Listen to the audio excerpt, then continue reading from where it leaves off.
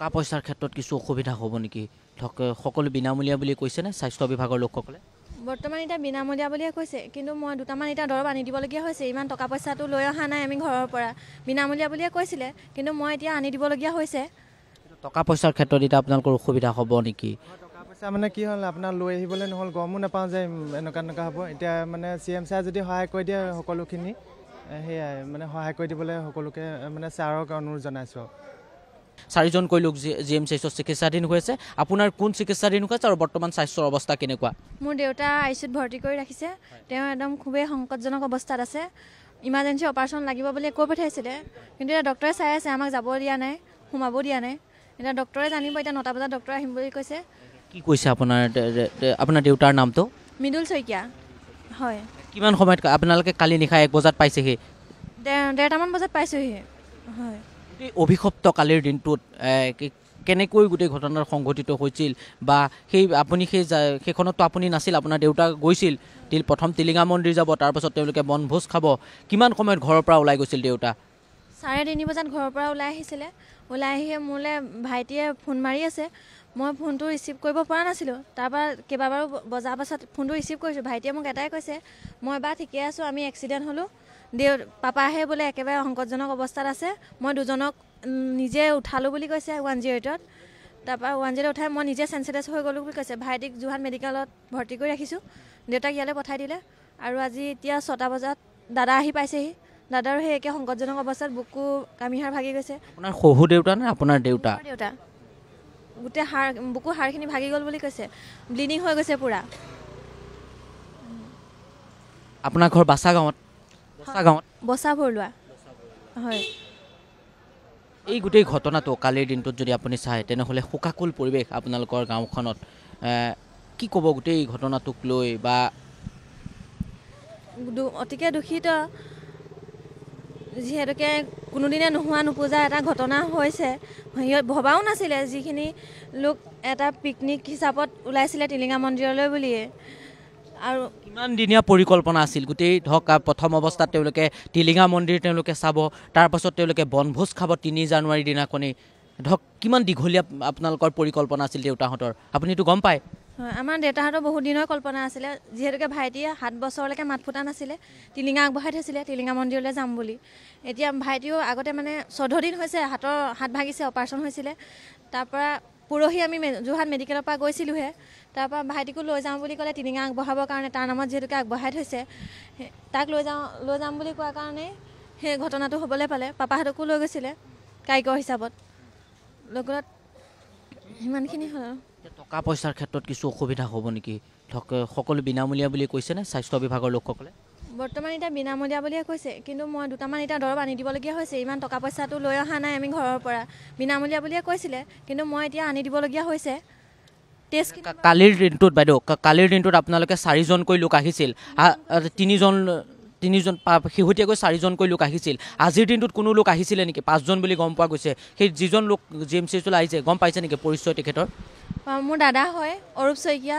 তেওঁকো ভৰ্তি কৰাইছে কেতিয়া আহিছে তেখেত 6টা বজাত পাইছেহি আজি পুৱাৰ ভাগত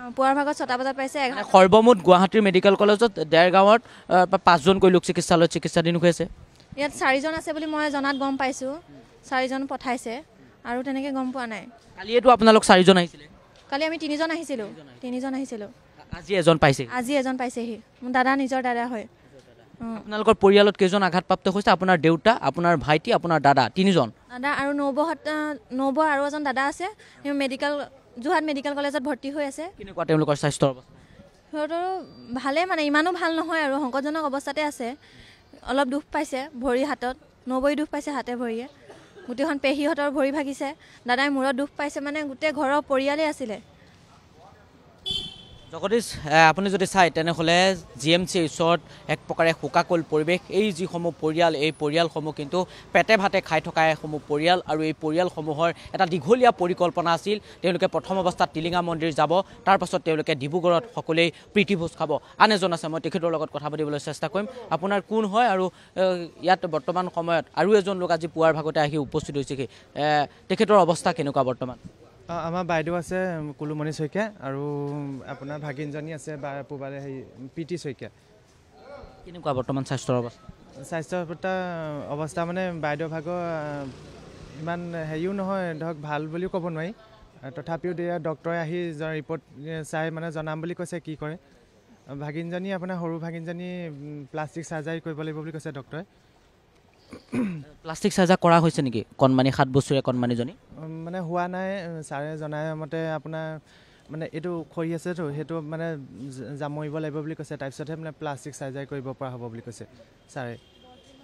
মানে কেইদিনমান সময় লাগিব বুলি কৈছে মানে জামৰিলে আপোনাৰ প্লাষ্টিক চাৰ্জাৰী কৰিব পৰা হ'ব দীঘলীয়া পৰিকল্পনা আছিল সেই বচা গাঁওখনৰ প্ৰায় 55জনীয়া এটি দল গৈছিল কিমান সময়ত ঘৰৰ পৰা ওলাই আহিছিল আৰু এই গোটেই খবৰটো কালিৰ দিনটোত আপোনালোকে কেতিয়া খবৰ পাইছিল মই আপোনাৰ 5টামান বজাত খবৰটো পাইছিলোঁ পাই পেলাই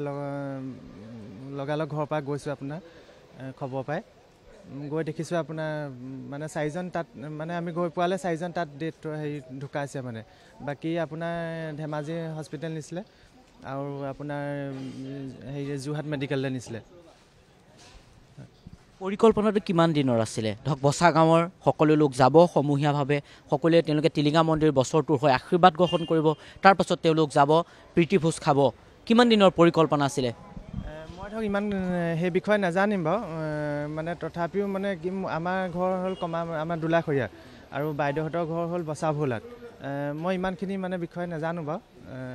মানে কিমান দিনীয়াকৈ পৰিকল্পনা কৰিছে কি কথা মানে সেই বিষয়ে মই ইমান গম নাপাম টকা পইচাৰ ক্ষেত্ৰত এতিয়া আপোনালোকৰ অসুবিধা হ'ব নেকি টকা পইচা মানে কি হ'ল আপোনাৰ লৈ আহিবলৈ নহ'ল গমো নাপাওঁ যে এনেকুৱা হ'ব এতিয়া মানে CM ছাৰে যদি সহায় কৰি দিয়ে সকলোখিনি সেয়াই মানে সহায় কৰি দিবলৈ সকলোকে মানে ছাৰক অনুৰোধ জনাইছোঁ আৰু এটা কথা মই আপোনাক সুধিব বিচাৰিছোঁ কিমান দূৰত ধৰক বচা গাঁৱৰ পৰা তেওঁলোক ওলাই আহিছিল কিমান সময়ত ওলাই আহিছিল আৰু গোটেই ঘটনাটো 4:30 বজাত সংঘটিত হৈছিল কিমান কিলোমিটাৰ ধৰক ডিষ্টেঞ্চ হ'ব পাৰে আপোনালোকৰ বচা গাঁৱৰ পৰা এই যিটো স্থানত ঘটনাটো সংঘটিত হৈছিল কিমান কিলোমিটাৰ আপোনাৰ বচা গাঁৱৰ পৰা 45 তেনেকুৱা মানে হ'ব 45 কিলোমিটাৰ মানে হ'ব কাৰ ভুল বুলি ভাবে আপুনি ধৰক নতুনকৈ পথ নিৰ্মাণ কৰি আছে যদিহে কালিৰ দিনটোত সেই গোটেই ঘটনাটো সংঘটিত হ'ল মুখামুখি সংঘৰ্ষ অসমৰ বা 2024 বৰ্ষৰ 2023-24 বৰ্ষৰ 3 জানুৱাৰীত ইতিহাসৰ পৃষ্ঠাত লিখা থাকিব প্ৰধানমন্ত্ৰীয়ে শোক প্ৰকাশ কৰিছে ৰাষ্ট্ৰপতিয়ে শোক প্ৰকাশ কৰিছে গোটেই ঘটনাটো কি বুলি ভাবে আপুনি কাৰ দুখত এনেধৰণে প্ৰায় 11জনকৈ লোক মৃত্যুক আঁকোৱালি ল'বলগীয়া হৈছে বুলি ভাবে গোটেই ঘটনাটো মানে কি আপোনাৰ পথৰ হেৰিও আপোনাৰ ৰাস্তা হেৰিও আপোনাৰ দুখ আছে ধৰক আপোনাৰ আৰু গাড়ীও ট্ৰাকখনো গাতো দুখ আছে পুৰা সেৱন কৰি আহিছিলে নেকি ট্ৰাকৰ চালকজনে মই ইমান নাজানিম মানে সেই বিষয়ে মই ইমান এতিয়ালৈকে মই গমো পোৱা নাই ধৰক মেডিকেলৰ হেৰিতে লাগি আছোঁ যে কামতে ইমানখিনি মানে মই জনা হোৱা নাই বা গমো পোৱা নাই যোৰহাট মেডিকেলত যিসকল চিকিৎসাধীন হৈ আছে আপুনি খবৰ পাইছেনে তেওঁলোকৰ স্বাস্থ্যৰ অৱস্থা কেনেকুৱা স্বাস্থ্য অৱস্থা আমাৰ ভাগিন এজনী যোৰহাট মেডিকেলতে আপোনাৰ মানে তাত ভৰ্তি হৈ আছে মেডিকেলত এতিয়া ভাগিনজনীৰ অৱস্থা ঠিকে আছে বুলি জনাইছে মানে কণমানি 7 বছৰীয়া কণমানিগৰাকী প্লাষ্টিক চাৰ্জাৰ কিমান দিনৰ ভিতৰত কৰা হ'ব বুলি ক'লে ডক্টৰে তাত বাইদেউ আছে বাইদেউ দাঁতবিলাক ভাগি গৈছে হয় দাঁতবিলাক ভাগি গৈছে হয় কোন শ্ৰেণীত পঢ়ি আছিলে তেওঁ তাই 3য় শ্ৰেণীত পঢ়ি আছিলে